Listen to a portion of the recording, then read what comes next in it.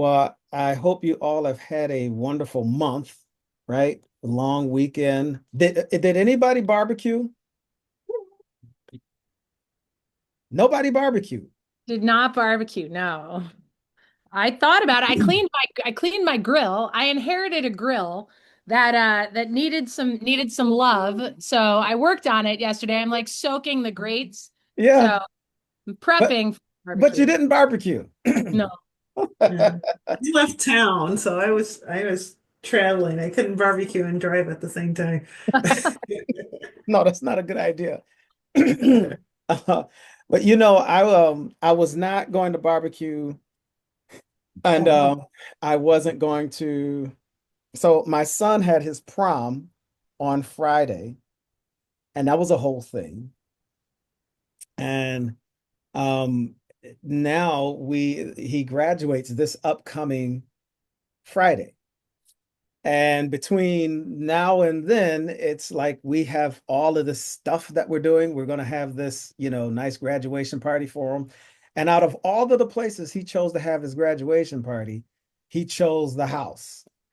So, we got like this backyard transformation thing going on. And out of all things, my aunt comes in from Kissimmee, Florida tomorrow. Now, I love my Aunt Brenda. She's amazing. But she is like one of these professional decorators, and she like scrutinizes everything. Hmm. So I kind of got to remind her that, hey, listen, everything is under construction. We're getting everything ready for Friday. But anyway, we've been under the gun. So I barbecued some wings late yesterday after cutting the grass and trimming Oh, bushes. so good. You know, Anybody else barbecue? Did anybody cook? That's the question. Did anybody make? So I did the thing where I have my friends go to my neighbor who was smoking ribs all day yesterday Oh, and had them stand on our fence looking over the fence and dropping a bag of chips and dip over and then coming back with a plate of ribs. coming back with good chips and dips and coming back with ribs. That's beautiful. Oh my gosh. Well, listen, Memorial Day is always one of those days where we honor the veterans.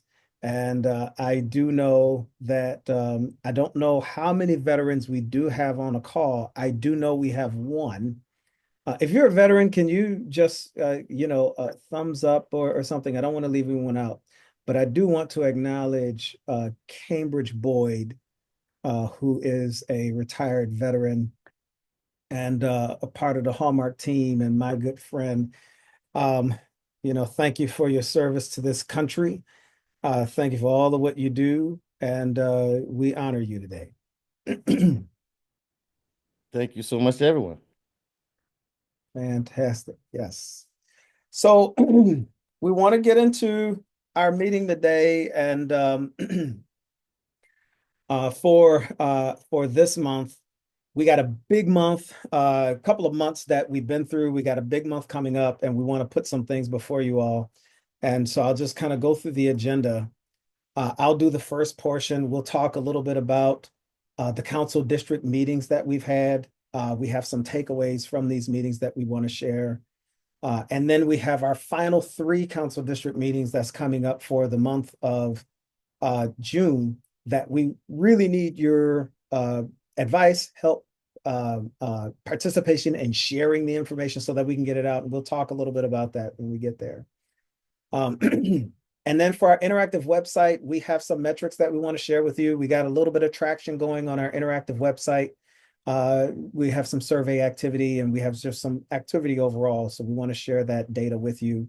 And then we have a very exciting discussion, the Queen City Clean Waters Fest.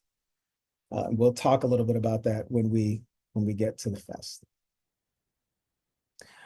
All right, so I want to give a recap on our council district meetings. So we've had 6 so far.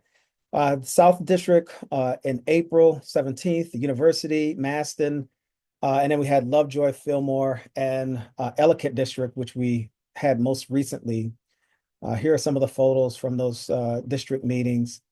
The venues were our usual venues in South Buffalo. We had the Buffalo Iris Center, University District. We had the Girard Place. Maston, we were at the Northland Workforce Training Center in the Central Training Room. Lovejoy, we were at the Schiller Park Senior Center. In the Fillmore District, we were at the Ellicott District. We had just finished at the Pratt Willard Center. And at the Fillmore District, we're at the Broadway, at the Matt Urban Center. So part of the reason we chose these locations was these are general iconic meetings places. And I say iconic because these are places where the community goes to meet. This is where they have their community meetings, their stakeholder meetings. If the city is going to come and do any presentation, public meetings, they will use these spaces because they're large enough, and this is where people are able to, this is where they meet. So we chose these spaces. We did some distribution with the meetings. And we had some flyers that went out. We did a little bit of social media. E3 Communications did do some press releases. We did have some conversations. We gave them to the block clubs. I don't know if Dr. Cortesia is on, but she has been very instrumental in sharing with the listserv and the board of block clubs. The turnout for these meetings have not been substantial. We have averaged anywhere from 0 to 10. Well, I think Maston had the greatest turnout, which was about 20 people. A few people had to leave. And a big part of that is number one, we needed to really create, and we talked about this in an earlier meeting. We have one flyer for every district, and each flyer is branded the same. They're fantastic flyers. It's just when we put these out, sometimes they look like, some of the same flyers, unless you really look at them and read them and you see they're all different districts with different district maps. So one of the things we talked about the next time we do this is just, the big part was scheduling the venues in a timely fashion and getting all of the dates for the venues and locations and times on one flyer, and then just using that to send out citywide. The other thing is that we are really wrestling with a lot of other meetings that are competing all at the same time. We have a mayoral race that's going on. There's meetings on that. And they're everything from, big forums with panels all the way down to, individual neighborhood block club meetings, in regards to some of these things. And then you have other events and things that are going on. Now we're in graduation, prom, wedding season, and you have a lot that's going on there. So this is not to make excuses. This is just to be conscious of what's going on and how we can better advertise these meetings. So for the next 3 meetings that are coming up, what we decided to do is Hallmark, we have with, other projects, we have opportunities to be able to do marketing and those types of things and getting information out. So we're going to really create kind of a robust campaign to really get a push for some traction for these next 3 meetings. So Cambridge is on the call here as part of our engagement strategy. We are going to be doing some Facebook Lives on our Hallmark Facebook page. We do have Instagram, LinkedIn, X set up. We are in the process of getting a TikTok page. We do have a YouTube page, but a lot of our traction is on Facebook. We're going to do some lives. We're also going to be utilizing our radio network. So we have several radio stations that we're going to be plugging into. And we have that process that's being put together and that's going to be coming out. But we're going to really make a push to inform individuals about these next 3 meetings that are coming up. Before I get into the takeaways, and I think I kind of went through this went to this slide prematurely, but that's okay. Before I get to any takeaways, I wanted to just briefly pause and just kind of have a conversation there. If anyone has any thoughts or questions on any of the meetings that were held, and I'm gonna go back. Okay. Of any of the meetings that were held, and if you have any recommendations or thoughts in regards to how we can uh, market these, or how you could help market these through your networks. Just wanted to open it up for some brief conversation. Mr. Haywood has joined the call. And again, if any recommendations or things, just put them in the chat, or just blat it out. We just want to make sure that, you know, we're having conversations on these. So I say that to say that when we have these flyers that are going to be coming out, we'll send them off to you all so that you can disseminate those to your networks. Also, and we'll talk about this a little bit more later on. We'll talk about our Slack group that we created, that all of you are part of. So at I got one thought on the just in Yes. terms of creating.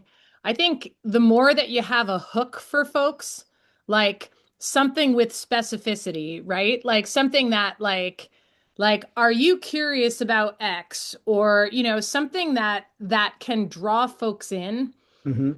with a higher level of specificity.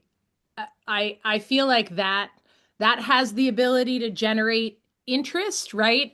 You know, try to and those might be different per district, right? Or maybe it's honestly, maybe there is actually, now that I think about it, I think if we're talking about citywide, like I, I don't know, like some way of creating something that has a higher degree of specificity than just district meetings.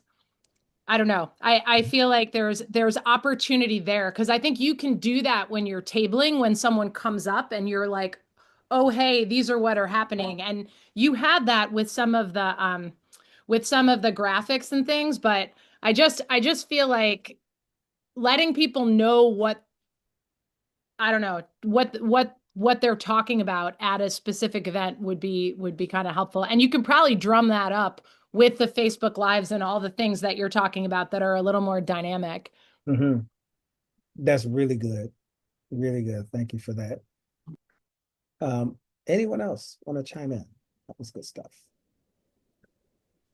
All right, this is Tyrell. I'm just wondering if, as opposed to having your individual meetings, if you were planning on doing things like uh all like there's so many festivals and things coming up, and then like the Central Terminal has their Mhm. car show, and you know, there's Funk Fest, and are you going to be at Juneteenth? Like what Yep. what is the plan for adding into some of those activities?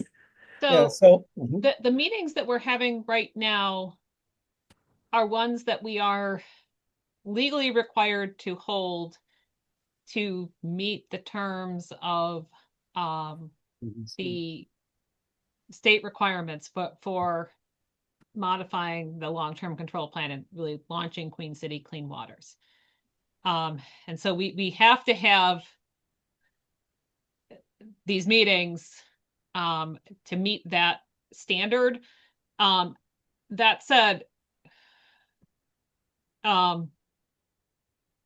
we will be at all of these festivals and other things, and be tabling and we've been at block club meetings, we've been at other things that are much better attended and more effective, but this is what we are doing to meet that requirement. I mean, each of these we are offering dinner, we're trying to do the best we can, but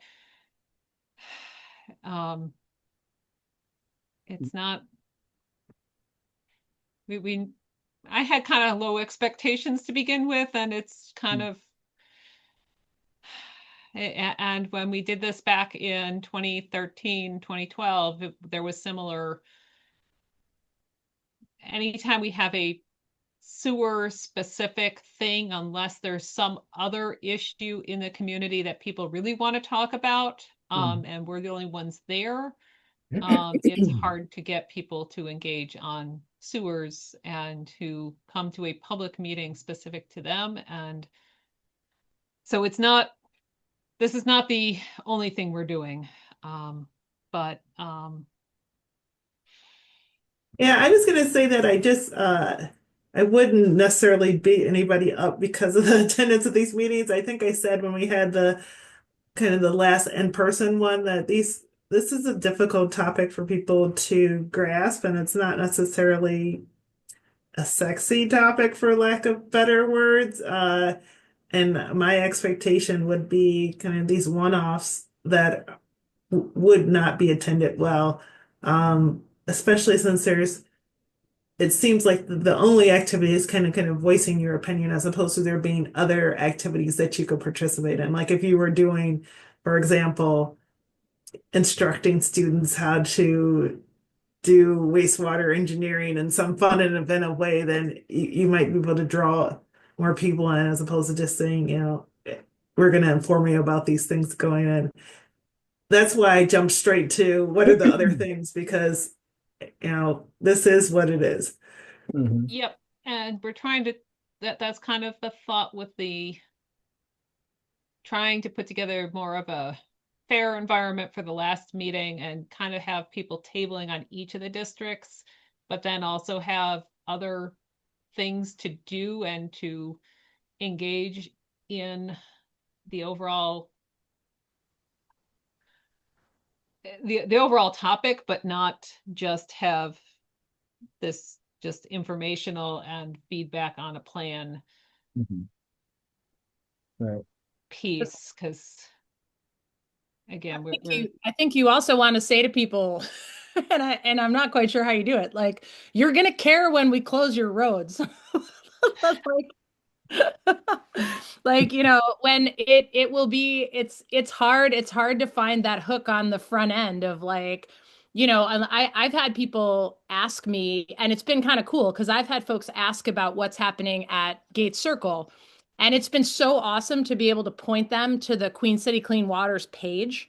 Um, and it's one of those where that is something specific that people are seeing that they want information on and want to talk about, right? And you struggle to create that when you're talking about something that's 10 years down the road, right? So that's the kind of push pull, right? Where you're like, we want to hear people's thoughts on these things. We want to educate folks up front, but how do you do that in a way that that gets people in the seats, right? To Rosie's point, like yeah, it's tricky. And I think everyone who's in the outreach space, right? We all live this, all the time, right? In terms of how do we best try to connect with folks and get them there. Yeah. Yeah, no, that's a good point. Aria, you have your hand up and a lot of this will be answered in some slides that we're coming up. Go ahead, Aria. Yeah, I just wanted to add, can you hear me okay? Yes. Okay. Yeah, I just wanted to add, I'm not entirely sure, where the community is getting their information, but I know for me, I looked at LinkedIn and, one thing it is that I think Sandy also brought up too was like how to make it more engaging, like the captions more engaging, emojis, whatever you can use. There's also like polling mechanisms you can use on social media. So the question could be like, is this a neighborhood that you're involved in or you live in? Something that can get more engagement on the post itself. So that way it can go out to other people as well. That's a really good point. We did a survey along with E3 Communications over the summer. And one of those questions was, kind of citywide, but one of those questions is how do you receive information and what social media site do you use? And Facebook was off the charts, as the most widely used social media site. So we do post on LinkedIn. We do have a following on LinkedIn. But Facebook has been the place. And even on X, there's been a few people that, have mentioned about, receiving information on X. So, but this is all really, really, really good stuff. I love the polling idea. That's really good. So here's just some general feedback that we received, and having conversations at district meetings, at the block club coalition meetings.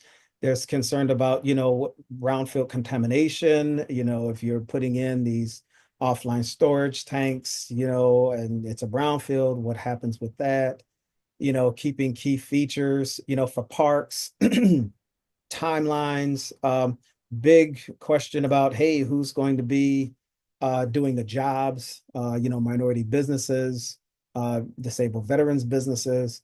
And, we have an opportunity to communicate with them regarding the community benefits agreement, the partnership, where this is a focus, that we are focusing on getting minorities jobs with these businesses and those other organizations and nonprofits with wraparound services.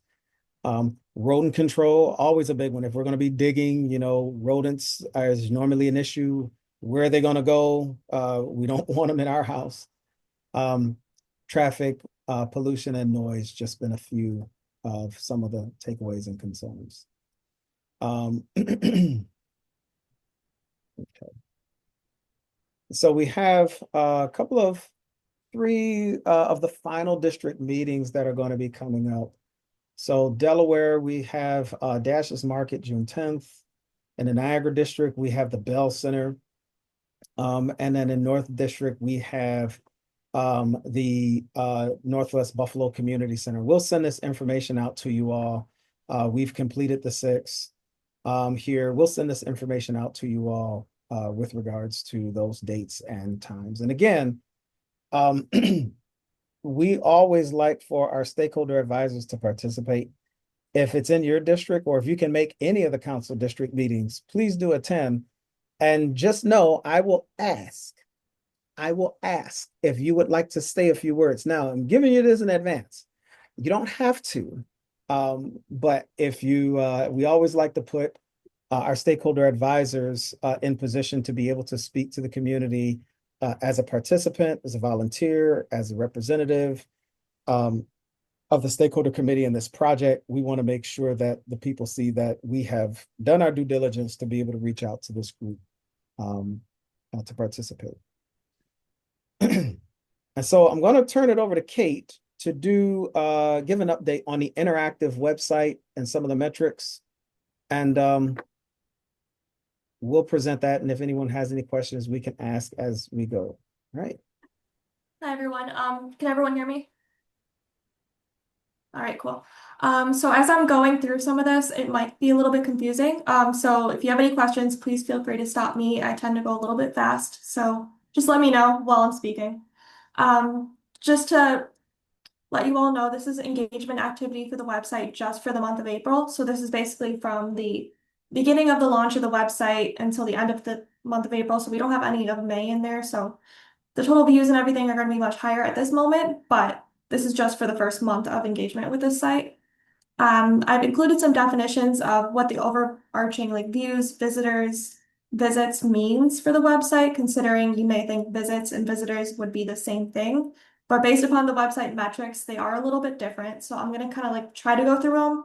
If it's confusing, please let me know. Art, please jump in if I'm not explaining this well. But first off, total views is 548 for April.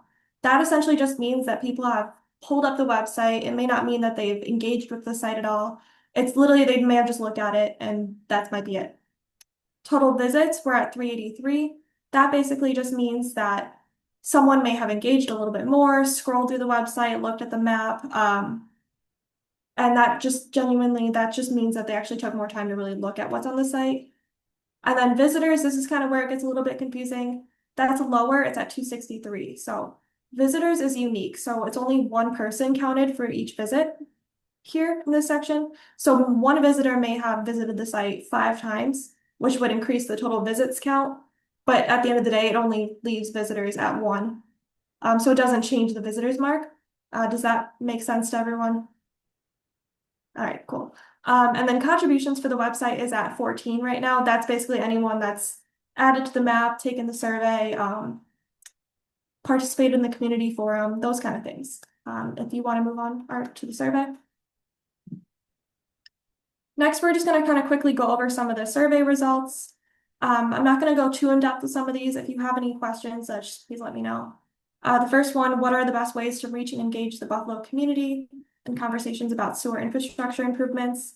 The top answer here was community workshops, which is something that we are actively doing through our district meetings. We'll definitely continue to revamp those, add more meetings as we go through. The next answer after that was direct mailings, which is something we could work on producing more of. Number two was how can we ensure that community voices are genuinely represented and valued in the decision-making process? The top answer here was info sessions and focus groups, followed by regular community meetings. This is a lot of things that we are actively working on and will continue to roll out as the program goes on. How would you prefer to be engaged in future discussions around making about sewer infrastructure improvements? Top answer here was social media updates. This is something that we are talking about. I know Aria, you just talked about having more engagement, interactive social media posts with emojis, whatever that may be. So something we're going to look forward to as we move on. What additional resources or support would be helpful to improve sewer infrastructure and waterway testing, improvements in your community? Top answer here is basically split between informational and listening sessions and then sewer system education. I'm going to focus on the education here. This is super important and something that we are learning at all these district meetings as a lot of people don't even know the difference between what Buffalo water and Buffalo sewer are. So sewer system education is so important as we're going through these meetings and really connecting with the residents throughout Buffalo. Okay, number 5, how can we make technical information about the Queen City Clean Waters Initiative accessible and easy to understand? Top answer here is visual infographics. This is something that we are constantly hearing at all of the community meetings we've been to, as people want visuals. As we're talking about all these engineering terms, it is a lot, like honestly pretty confusing. So having these visuals, having a diagram to bring, that is something that we are actively working on to include in the future. What partnerships would help us better connect with the community? Number 1 answer was Buffalo Public Schools. That is definitely something we are looking forward to as we move on in the program. Number 2, nonprofit organizations. Definitely with our community partnership program coming in later on, that will be something we work with more further. Number 7, how can we engage underrepresented or historically marginalized communities in this process? Collaboration of local advocacy groups. That's what we're doing here. We're going to continue to do that as we move on in the program, starting with our stakeholders here. Also, workforce development was a big one that people were saying. And then multilingual materials and support, which is something that we already are doing. With all of our meetings, we have interpreters. We put out all of our information in multiple languages. Number 8 is what is a creative idea? What is a creative idea for building public interest and participation in Queen City Clean Waters? People were saying interactive exhibits. This is also something that's really important. Same thing with the visuals. It kind of goes along the same way.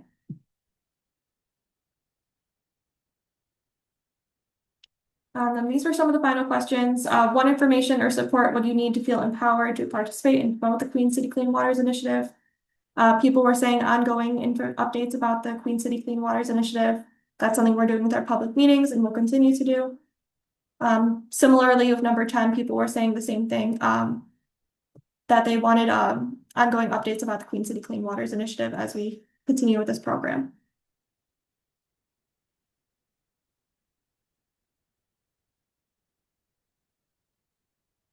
And now this final question was open-ended.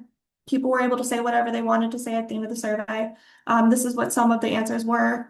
People were asking more about green infrastructure, what the community benefit agreement means. A lot of questions around Squajackwater Creek. People were commenting on ways we can improve the interactive map, like identifying where the manholes are, what's going to smell in the city. And then also just educating the public so they could all take responsibility. And then finally, another comment about being language inclusive, which is something that we are doing. And that's Any questions about the interactive map survey data? So this is going to help us to continue to build on our engagement efforts. That's part of the reason why this is important to do this. So we'll continue to report on this as the months go by.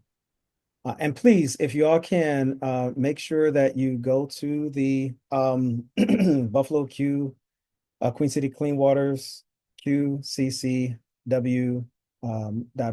and make sure you share with your networks. And we'll put, if someone, Kate can, if we can put that in the chat again for the stakeholders. Okay, we are excited about this. The Queen City Clean Waters Fest. Now you may be asking, where did this come from? What are y'all doing? What is this fest? So as a part of the requirement for the state, we have to have a citywide meeting. That meeting is scheduled, was initially scheduled for July 12th, and it was going to be in the Zoom format and platform where we just invite people to the Zoom meeting, and the presentations that we do at each of the council districts, we were going to do online. And as far as I'm concerned, I got to put a point here that Rosie and I have been going on tour, and I think that the city is missing out. You know, this tour is bad, you know, and we have been doing some fantastic presenting, and people ain't been able to be there to see it. But we were going to do this, and then our chief sanitation engineer said, hey, listen, why don't we get creative with this, and let's go to let's go to Niagara Square. Let's just do it in person.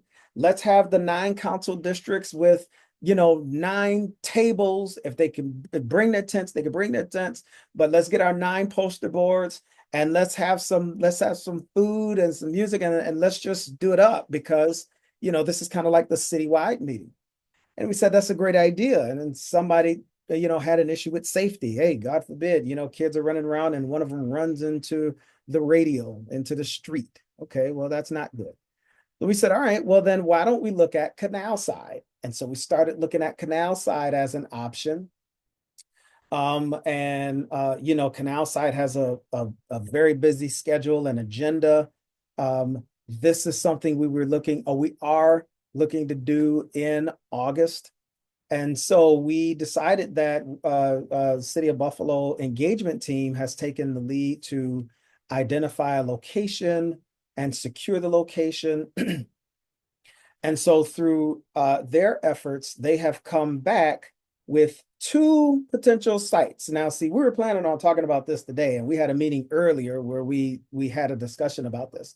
But nevertheless, Rosie, what I wanted to do is run this by the advisory team as well. So we came up with 2 locations. And I'm just going to do this, and I'm going to turn it over to Rosie because I want that she's the visionary of this thing. Delaware Park and Waterfront Park. And so we had a discussion on this earlier, and I wanted to just take a moment and have a conversation. Number one, get your thoughts on location. And then at the same time, you know, when we started talking about this, the momentum was so high and it was so passionate. We were so passionate about this that, you know, we really began to put some things in motion and already put a schedule to meet bi-weekly on this. So I'll stop there. Rosie, if you want to jump in, if you have any words on this, and then if anyone wants to contribute their thoughts on the Queen City Clean Water Fest. I left the meat of it out. I just brought us up to conversation. Yep. So, right now the focus is really on the waterfront park location because Delaware Park, we have to work with Olmsted, the waterfront park. It's easier to work with the city directly. So we're trying to work through whether that's a B with that. And then again, the idea is that we would have, instead of trying to have or originally that this meeting, so Aria did put in the chat that there is still a Zoom meeting on July 12th, but then this meeting was supposed to be an in-person citywide meeting, and we started thinking through what this would look like, and it was supposed to be in council chambers, and it was like, okay, so end of July, early August, we're going to have people sit in uncomfortable tiny chairs and inside of City Hall. And basically, I'm going to just lose my voice talking to an empty crowd. So we decided that wasn't a good idea. So um, knowing that the people at the city of Buffalo like their festivals, knowing that we do need to have more interactive activities, the idea would be presenting the content that we spend an hour talking aloud to everyone instead of as presentations, putting it into more of that tabling environment, but then interspersing that tabling with other content that's related but different. So what one thing that we did talk about was the Enviroscape that the sewer authority has already has, which I don't know if anyone here is familiar with, but it is a model of the urban water cycle, um, and it can be used to explain the technologies that we are talking about putting into Queen City Clean Waters, but it also helps to explain the entirety of the urban water cycle. And it anytime that we've brought it out and played with it, or anytime I've seen them with other communities, the children just like to play with water. So it gives kids the opportunity to be rain clouds and see what happens when you have that rain cloud come over a city. So um, that was something that we thought of that would work. Um, but then there's other activities that we would like to try to figure out different folks that might be involved that ultimately we'd be aiming for at least 25 different tables or different things that people can engage in, with 9 of them being the council district breakdowns of Queen City Clean Waters, but also having that interspersed with other things so that folks aren't that we may actually get some real engagement instead of folks backing away from it. And so the idea would be a weeknight in August at Waterfront Park. Given that it's at Waterfront Park and it's not necessarily the best known park in the city of Buffalo, we do need to make sure that folks know where it is, how to get there from the bus lines, and that sort of information. But I see Darnell's got his hand up, so.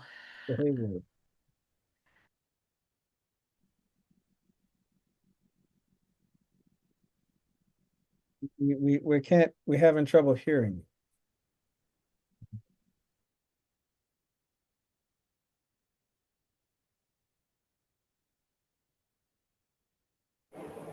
Why Darnell's fixing his mic. Waterfront Park, what is the transportation access to that park? Is that on a bus line or where is that at? I mean, I know where it is, but is it on a bus route where people without a vehicle are able to access? It's 2 blocks from the Niagara District line, or the Niagara Street line. It's not directly on a bus route. Yeah. So who's the intended targeted audience? The intended targeted audience would be the city as a whole.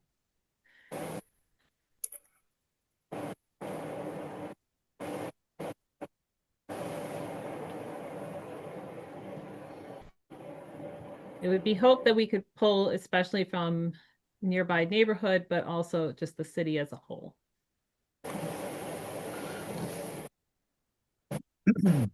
Mhm. Can you hear me? Yes, we can hear you. Perfect.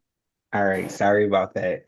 Actually, Asantwa asked one of my I think question number one was who is our target audience? But I do actually have a few suggestions as well too.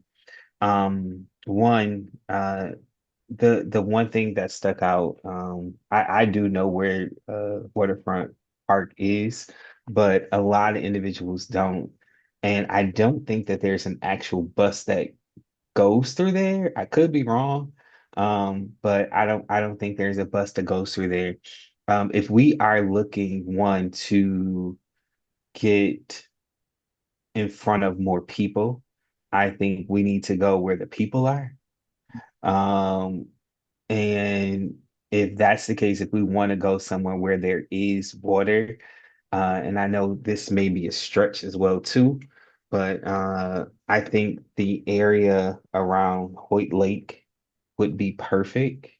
One, because there's always individuals in that area, and how it's set up, you're able to have those tents or tables lined up along the lake. I would prefer Hoyt Lake over Delaware Park, just because of how there's more families and individuals from all over that walks around Hoyt Lake. And Darnell, just to clarify, when we said Delaware Park, it was the Hoyt Lake Hmm. portion of Delaware Perfect. Park that we were looking at. Okay, Well, I it's didn't. nice. Okay. Mhm. Again, there are some more logistical challenges due to it being on Olmsted rather than a city of Buffalo. But if the general feedback from this group is that Delaware Park at Hoyt Lake makes a lot more sense than waterfront, I will be happy to bring that back to our outreach folks. Yeah, I mean, when you think of community engagement and outreach, it's not always the easiest thing. I mean, even coming from a banker's point of view. So I mean, sometimes we do have to do a little bit more work, even if it's dealing with Olmsted. So I think that that we would get a better response there than the waterfront, just because no one is honestly with the construction that's going on there as well. No one is really going to the waterfront. Disagree with Darnell on that. There's no, I happen to be at that park unless I'm intentionally going for that. And then with being at Hoyt Lake, it's organic because you're going to have people that's there anyway. I mean, obviously, still promote it. It is on, I would also let them know that it is on those bus lines. So Elmwood bus does go right behind AKG. That's right there, those two stops that are behind it.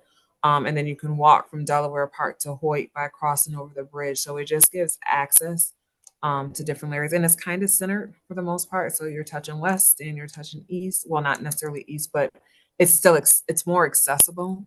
And more people would know where it is, whether you're saying Hoyt Lake, Japanese Gardens, or the casino. And honestly too, I mean, I don't know if we want to be near water per se just because of what we're doing. But if we're concerned about the bureaucracy with Olmsted, how about even contacting AKG? They have the field that's in the front, on Delaware where the steps are, where you can create that atmosphere of, hey, we're driving by, let us stop by to see what's going on in front of AKG. Or or the Richardson too. They have that really big lawn as well, if you're thinking about that sort of geographic area. Mhm. And now that we're talking about it, let's don't forget about Bluff State. They have a very environmental science program, huge environmental science program, earth science program at Bluff State. So they can also be a partner because that's within conjunction with AKG. Oh yeah, you should tag them in for sure if you're able to get it. I mean, tag them in either way, but If it Yeah. was there, that would be good for them too. I think to what Asantua was saying though, I think what Hoyt Lake brings you, and the same thing Darnell was saying too, like Hoyt Lake allows you, I think out of all the places we just mentioned, there is more foot traffic, right? You're gonna catch people who are just there on a really beautiful Saturday morning or whenever whenever the plan is to do it. And I think you'll catch some of that in those other spaces too if we want to avoid the bureaucratic part and trying to navigate Olmsted. But I think there's something to be said for you're going to get the people who are coming purposefully, but you're also going to get a significant number of people who are around. And I think too, it is that whole area is pretty centrally located from that perspective. Who is the I? Oh, yeah. Okay. That is Annapurna. Um, so this is informative. I think we just one of the things we talked about was, who should be partnered there. Um, Mr. Haywood, you gave some really good insight because I think one of the things that, we were concerned about is if we're going to do this in August, like we need to hit the ground running like now. And if we're going to do this at Delaware Park, or even consider Delaware Park and dealing with Olmsted, you've done, and was a part of events, at Olmsted Parks. Is it, I guess what I'm trying to get is, your experience. Is it, better to go through, like you recommended, through Albright Knox, have them deal with Olmsted? Is this going to be a time constraint in dealing with Olmsted? Is it worth it? Is that going to be a burden in the time?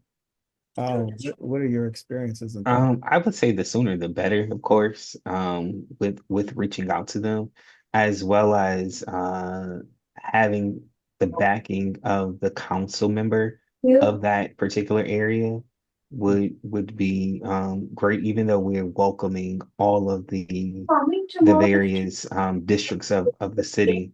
Yes. Uh, Well, we'll have to have some bleach for that. I have bleach at home. You have bleach, okay. I think that it would be great to one, you have the council person, which is the city, as well as of course the Olmsted.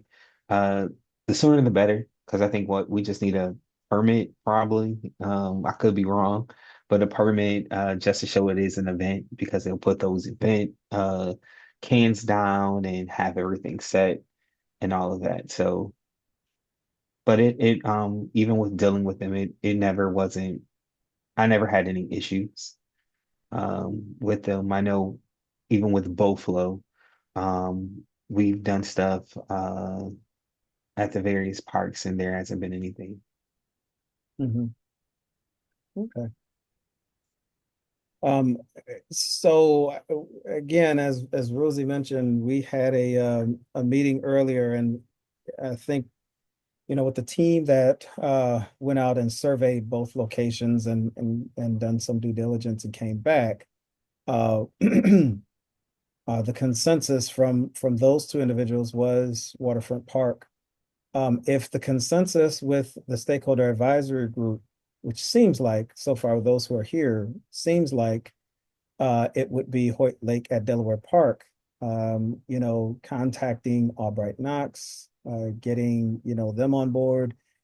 If not Hoyt Lake, maybe the Great Lawn at AKG, which is a pretty big front yard. So it seems as if the consensus The of only thing with the front lawn is we are talking about a weekday evening in August. We do need to be conscious of what's happening with Shakespeare in the park. Mhm. And that doesn't, I mean, if we have something that during the intermission, folks are milling about our tables, that's not a bad thing. But I just want to make sure that we don't have total conflict that we're trying to be in the same place as that. Um, So I have two things. So I would say um a sat for me, I think a Saturday may be okay, But even if it is during the week, if it is Shakespeare in the park, I think that's perfect because it'll be more people that we haven't engaged with that'll be present, as well as making sure if we are involving the council members that we have a flyer that has each council person represented. That I know each of them have a social media page that they post, whether they're having meetings and things like that, making sure that they're getting out to their residents as well. Mhm. The more the merrier. Yeah.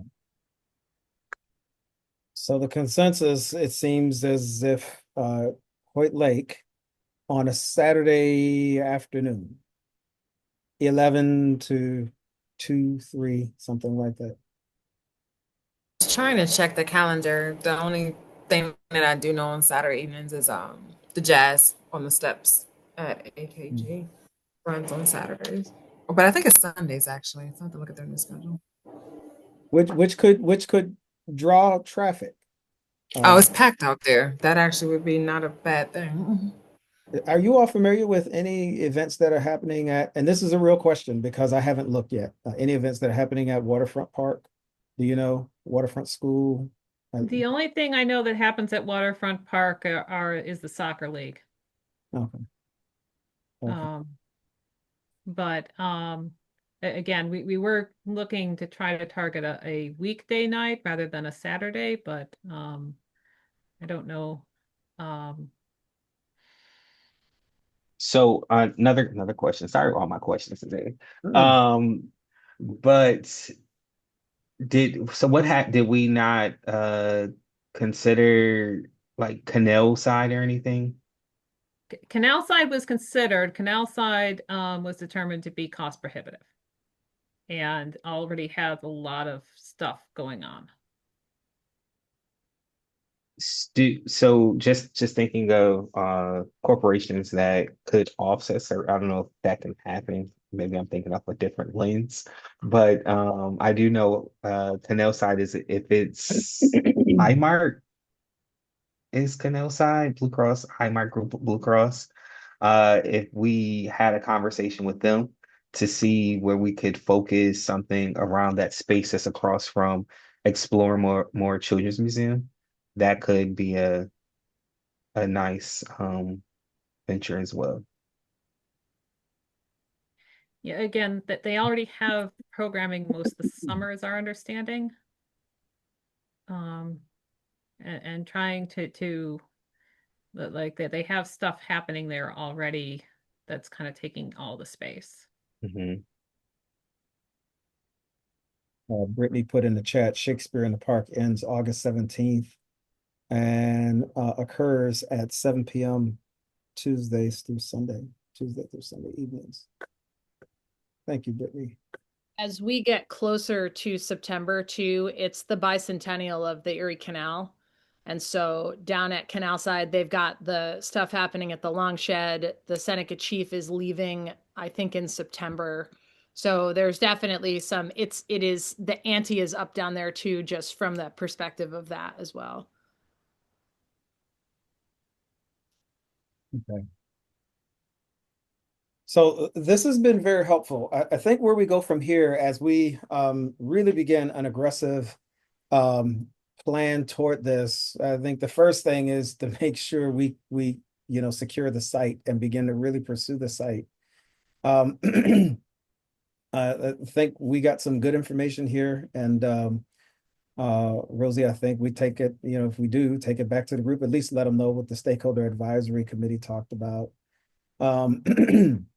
But as we begin to plan this, we definitely are gonna, pull on your expertise if any of you have relationships with Albright Knox. I know we all probably know Aaron, if we do decide to go that route.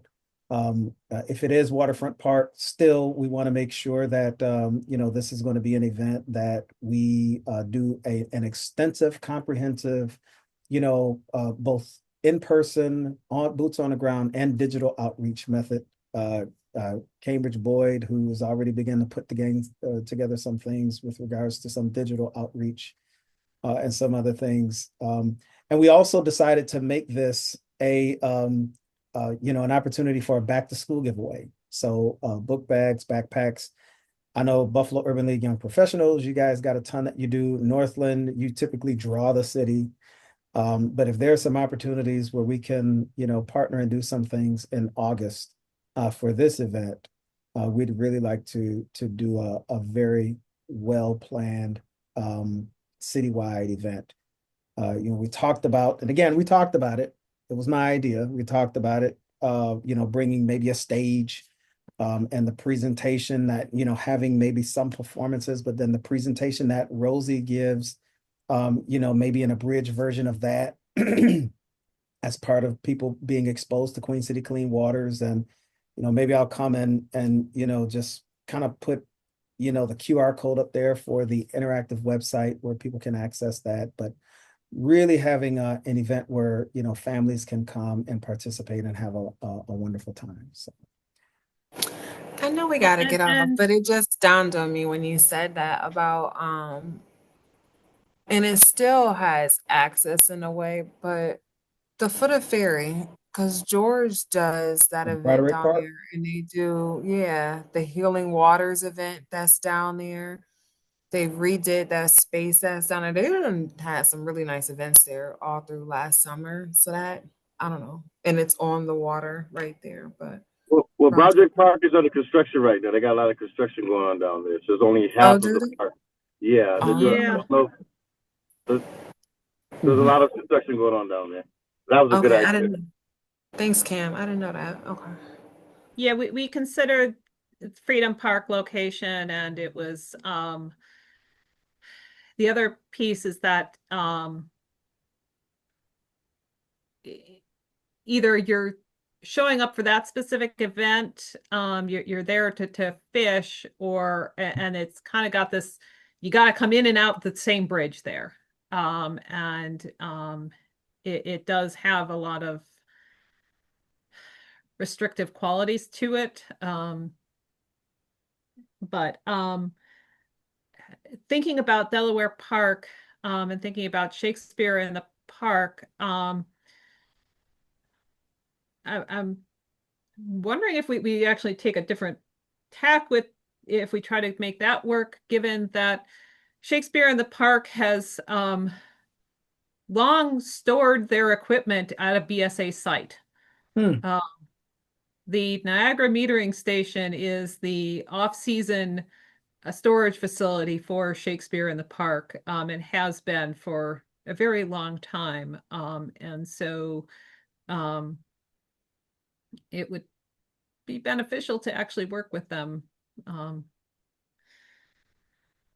and there might be contacts there that we might be able to work with. And like I said, if during intermission folks want to come over to our tables and before they get settled for the show that they're there, that might actually work. In addition to folks that are just, we may get some folks that show up for a sewer event, a water quality event. We might also just get folks that are circulating Hoyt Lake, and then folks that are there for Shakespeare in the Park, and certainly get more engagement than we have been getting for our public meetings, no matter how we do this. I feel like I think it's how you market it. Um, when you market a meeting called Welcome to the Sewer Authority meeting, that doesn't excite me. And I think we need to think of different ways of marketing these meetings to to grasp individuals' attention. So even like for this festival, what was the name that we had up there? I'm not saying that that is the name, but Queen City, what did Queen City say it one Clean more time? Waters Fest. Okay, so I mean, we're near water, and we just need to, once we bring the people, if we do choose Hoyt Lake, we just need to do things to keep individuals engaged. I mean, the one, I'll say doing at least 10 minutes at a condensed version of what the initiative is is probably all that you'll get as far as the attention of the individuals there. And then other than that, they're going to look to have fun, go visit the different council people. If they do have tables there, each table should have something different as well. And also, so something fun, engaging, and informative is, I think, what should be at this festival. Yeah, so the idea with the council districts is that we would be talking about the Queen City Clean Waters projects in each council district, and then if there's additional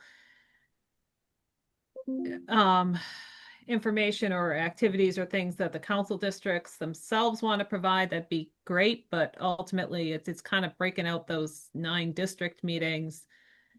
Because again, the original idea was that we're just going to go back through everything we've done with the individual district meetings. And we do need to cover this content for compliance purposes. But how we cover this content, it doesn't need to be a long lecture. It can be here's a map and here's the information, and engaging people on their individual questions about what this is and what are these types of projects and things. But we do need to cover the content in some way in order to meet compliance purposes. So yes, that there needs to be a fun, but also we need to make sure that we are doing what we told DEC we do. Now, I mean, which is understood, but can we do that in 10 minutes is what I'm suggesting. Just because, if we know what's going on, but you think of the average attention span of someone that's going to be outside. You think of, like, even right now, I'm at a conference, and all of my workshops are an hour and a half long. After 30 minutes, I'm done. Well, and again, the idea is not even that it's 10 minutes. The idea is that we have a few talking points at each table, and we have the maps and we have demos and things, that it's not a 10-minute talking at people. It's just trying to really look at what is actually being planned in each council district, letting people interact with that as much as or a little as they want, but also talking about the overall plan. And so we're really talking about each table has an elevator pitch. And each of the 9 tables that for those council districts have their elevator pitch about what's happening in their district. We have another table that's kind of talking about big picture. We can have a table that's talking about history, which a lot of people don't think they want to know until we get into the meeting and they're like, oh, so that's why here and not there, or what. That was actually the most interesting part of the meeting was the history. We didn't think we wanted to learn history though, because history's boring and no one wants to learn history until they do. But then also just, playing with my 3D model.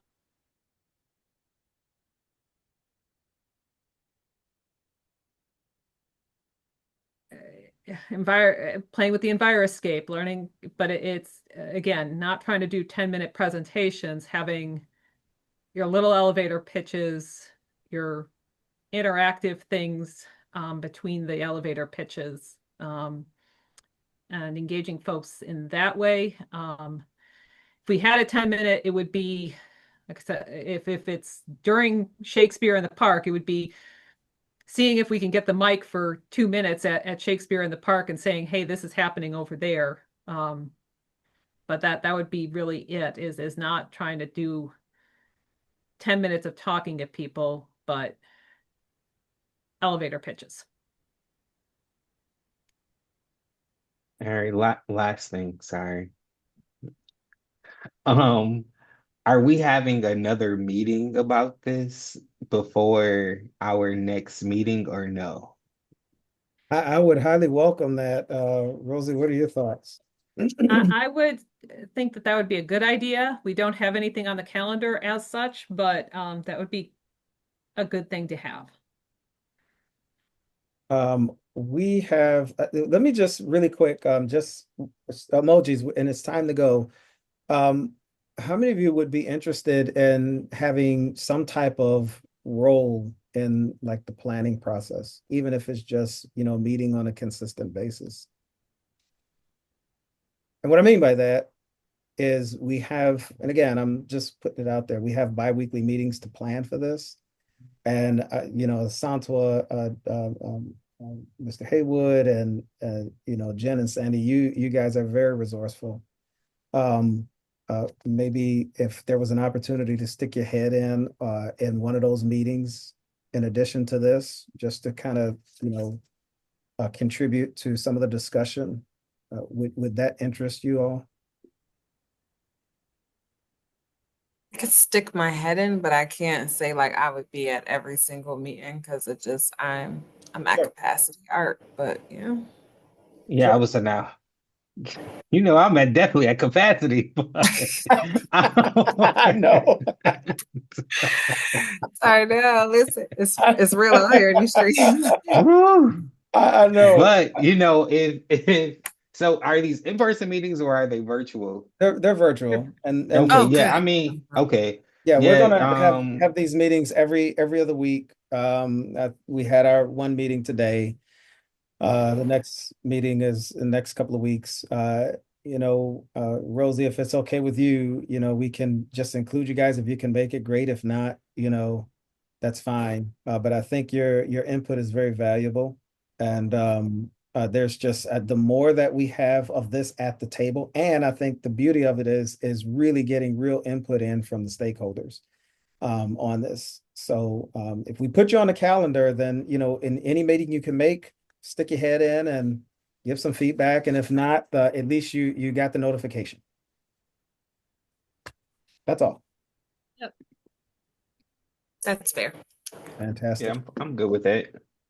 Okay, fantastic. All right. Well, this concludes our meeting. It's not my fault that we are 10 minutes over, but we had a very, very productive conversation. And, please, any questions about this, comments, any of the information that we presented today? Let us know if you have any questions, or if you'd like a copy of that, we can send you guys copies. All right. Well, thank you all again, and you have a wonderful, wonderful week. Take care, Sounds everybody. good. Thanks, Thank everybody. you.